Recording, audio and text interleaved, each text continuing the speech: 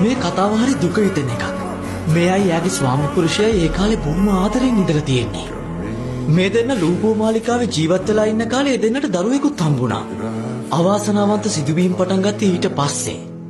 එක රාත්‍රියක ගින්නක් හටගෙන ඒ දෙන්නම මිය ගිහිල්ලා. ඒ පුරාවෘත්තය වැරදි.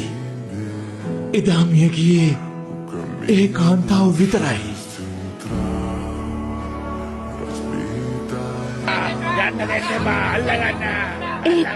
ගිහින් හැංගෙන්න. මම මේ ගැන බලා ගන්නම්. යන්නත් දෙනවා. මාර්තා! ඒගොල්ලෝ තමයි සැබෑම රාක්ෂය.